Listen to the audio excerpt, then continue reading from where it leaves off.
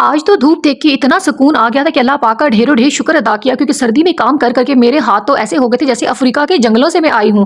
बस फिर धूप का शुक्र अदा किया और अल्लाह पाक का शुक्र अदा किया और लग गई अपने कामों में, क्योंकि यहाँ पे इतने ज़्यादा काम पेंडिंग थे। फिर जल्दी से मैंने सारे घर की साफ सफाई की, क्योंकि बाजी के घर जो है ना काफ़ी ज़्यादा गंदा हुआ था, क्योंकि बाजी 2 दिन से मेरे से कपड़ा नहीं लगवा रही थी क्योंकि ठंड बहुत ही ज़्यादा थी।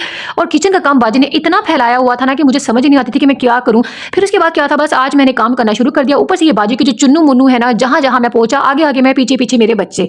और अगर मैं बच्चों से आगे निकलती तो बच्चे मेरे से भी आगे निकल जाते। आप खुद ही देख रही है, चुन्नू मुन्नू मेरे कपड़े के ऊपर तक पाँव रख रहा था और उसने मेरा काम करना मुश्किल किया हुआ था। बस फिर क्या था, मैंने अल्लाह का नाम लेके काम करना शुरू किया। मैंने कहा अगर तो तुम होते मेरे घर में, फिर तुम लोगों को ऐसी कुट लगाती ना कि तुम लोग बिल्कुल सुधर जाते, क्योंकि अपने बच्चों को तो इंसान कुट लगा सकता है लेकिन किसी के बच्चों को तो बिल्कुल भी नहीं। वो बाजी के बच्चों को तो बंदा आंख उठा के भी नहीं देख सकता।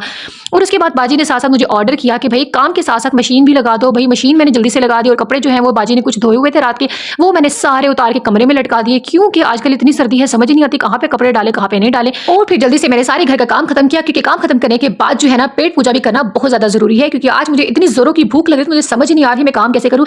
लेकिन बाजी का घर देखे ना, फिर मैंने जल्दी से पोछा लगाया और पोछा भी फेनाइल वाला जगह जगह रगड़ रगड़ के मारा। मैंने कहा इससे पहले कि बाजी मुझे रगड़ रगड़ के मार दे, मैं अच्छे से बाजी का घर चमका देती हूँ।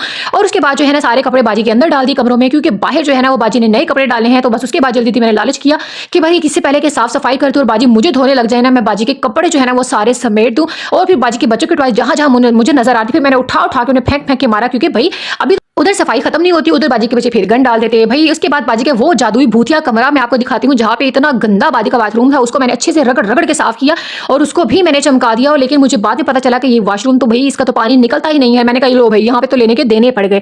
भाई जितनी मेहनत कर लो उतना ही काम खराब है। उसके बाद मैंने इस कमरे को भी रगड़ रगड़ के साफ कर दिया, क्योंकि यहाँ पे बाजी के जो है ससुर जी वो कभी कभी आके जो है वो रेस्ट करते हैं। इसको स्टोर रूम भी कह लो, इसको रेस्ट रूम भी कह लो, इसको जो मर्जी आप कह लो। उस कमरे को भी मैंने चमका दिया। मैंने कहा भाई ससुर जी आते हैं, कोई वॉशरूम में जाते होंगे तो वॉशरूम की हालत इतनी शदीद गंदी थी ना कि भाई ससुर जी की उल्टी ही निकल जाएगी। तो मैंने अपनी तरफ से भाई काम किया साफ, लेकिन वो तो मुझे लेने के देने पड़ गए। फिर उसके बाद सारे घर की साफ सफाई पोछा करने के बाद मैं आ गई अपनी किचन में, जो कि मेरी अपनी पर्सनल ड्यूटी है। और उस पर आके बस मुझे बर्तनों को देख के ना पहले तो मुझे इतना गुस्सा आया। मैंने कहा इतने बर्तन बाजी, एक तो पूरे घर की साफ सफाई ऊपर से बर्तन। बस फिर मैंने अल्लाह का नाम लेके सारे बर्तन साफ किया। और उसके बाद बाजी के ओवन पे मेरी नजर पड़ी जो कि इतना गंदा हो रहा था। फिर मैंने जल्दी से उसको साफ किया और उसके बाद मैंने आज अपने बच्चों के लिए पिज्जा मंगवाया था, क्योंकि बाजी ने भी पिज्जा मंगवाया था। तो मैंने कहा कि मैं भी अपने बच्चों के लिए पिज्जा मंगवाऊं, क्योंकि मुझे इनाम में 5000 मिले थे। तो मैंने कहा आज मैं अपने बच्चों को भी ट्रीट देती हूँ। और बस यहाँ पे मिलते हैं नेक्स्ट व्लॉग में। अल्लाह हाफिज।